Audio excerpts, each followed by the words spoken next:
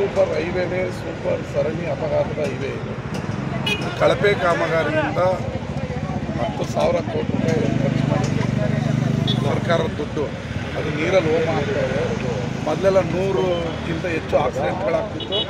ಈ ಅಲೋಕ್ ಕುಮಾರ್ ಅವರು ಬಂದ ಮೇಲೆ ಸ್ವಲ್ಪ ಸ್ಪೀಡ್ ಬ್ರೇಕ್ ಮತ್ತು CC ಕ್ಯಾಮ್ರಾಗಳನ್ನು ಹಾಕಿ ರಸ್ತೆ ಸುರಕ್ಷತೆ ಕಡಿಮೆ ಆದಮೇಲೆ ಸ್ವಲ್ಪ ಸಾವು ನೋವು ಕಡಿಮೆ ಆಗಿತ್ತು. ಇವ್ರು ಏನಂದರೆ ಅಭಾಗ್ಯವಾಗಿ ಮಾಡಿದ್ದಾರೆ. ಹೈವೇಯಿಂದ ಎಕ್ಸಿಟ್ ಕೊಡುವಾಗ ನಾವೇನು ಸರ್ವಿಸ್ ರೋಡ್ ಕೊಡಬೇಕು, ಅದು ಸಮತಟ್ಟಿರಬೇಕು. ನಾವು ನಿಂತಿರೋ ಜಾಗದಲ್ಲಿ ಹಳ್ಳ ದಂಡಿ ಇರುತ್ತೆ. ಇದು ಸಾವಿಗೆ ಮತ್ತು ಅಪಘಾತಕ್ಕೆ ಭಾಳ ದೊಡ್ಡ ಮಟ್ಟದಲ್ಲಿ ಕಾರಣ ಆಗ್ತದೆ. ಇವರು ಕೇಂದ್ರ ಸರ್ಕಾರ, ಗುಜರಾತ್ ಮತ್ತು ಮಹಾರಾಷ್ಟ್ರ ಗುತ್ತಿಗೆದಾರರುಗಳಿಗೆ ಕೆಲಸ ಕೊಡಬೇಕು ಅಂತ ಹೇಳಿ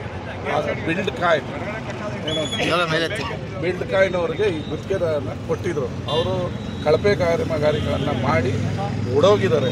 ಈಗ ಅನ್ಕೇರಿ ಹತ್ರ ಅಂಡರ್ ಪಾಸ್ ಮಾಡಬೇಕು, ಗುತ್ತಿಗೆದಾರರು ಓಡೋಗಿದ್ದಾರೆ ಅಂತಾರೆ. ನಮ್ಮ ಜನನೂ ಕೂಡ ಎಚ್ಚೆತ್ಕೋಬೇಕು. ಈ ರಸ್ತೆ ಅವರೇ ಓಡಾಡೋದು. ಅವ್ರಿಗೆ ಏನಾಗ್ತದೆ, ಕೇವಲ ರಾಜಕಾರಣಿಗಳದ್ದು ಕೆಲಸ ಅನ್ನೋ ಥರ ಜನ ಯಾವಾಗ ಎಚ್ಚೆತ್ಕೋತಾರೆ, ತಮ್ಮ ಮನೆ ಮುಂದೆ ನಡೆಯುವಂಥ ರಸ್ತೆ ಕಾಮಗಾರಿ ಗುಣಮಟ್ಟ ಇದೆಯಾ ಇಲ್ವಾ ಅನ್ನೋದನ್ನ ಯಾವಾಗ ಚೆಕ್ ಮಾಡಿದ್ರೆ ಹಾಗೆ ನಮ್ಮ ದೇಶ ಅಭಿವೃದ್ಧಿ ಆಗುತ್ತೆ. ಇದು ಟೋಟಲಿ ಹೇಳ್ಬೇಕಂದ್ರೆ ಉತ್ತರ ಭಾರತದಲ್ಲಿ ಬಿದ್ದೋಗ್ತಾ ಇದೆ BJP ಸರ್ಕಾರದಲ್ಲಿ.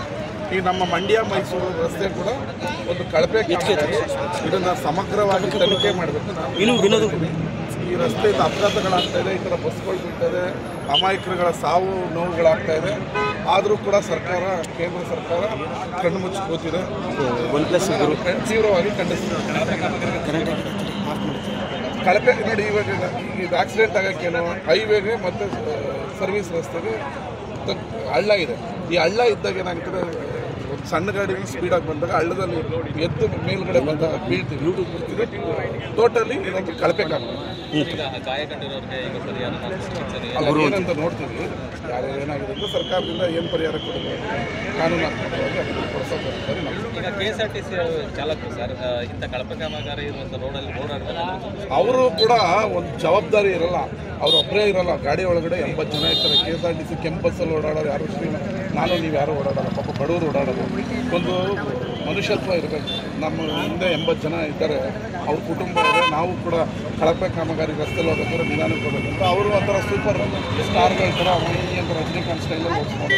ಏನು ಮಾಡೋದು, ಅವ್ರಿಗೆ ಅಂತ ಸೂಚನೆ ಅವರು ಅಷ್ಟೇ ಬಗ್ಗಿ ಓಡಿಸಿ ನಡೀರಿ ಅಂತ ದೊಡ್ಡವ್ರು ನಮಗೆ. ಹಂಗೆ ಸ್ವಲ್ಪ ತಾಳ್ಮೆಯಿಂದ ಗಾಡಿಗಳನ್ನ ಓಡಿಸಿ ಜೀವಗಳ ಹಾನಿಯಾಗೋದು ಯಾರು ಅದ್ರ ಮನೆ ಗಾಡಿ ಓಡಿಸ್ಬೇಕಾದ್ರೆ ಸ್ವಲ್ಪ ತಾಳ್ಮೆಯಿಂದ ಓಡಿಸಿ ಅಂತ ನಾನು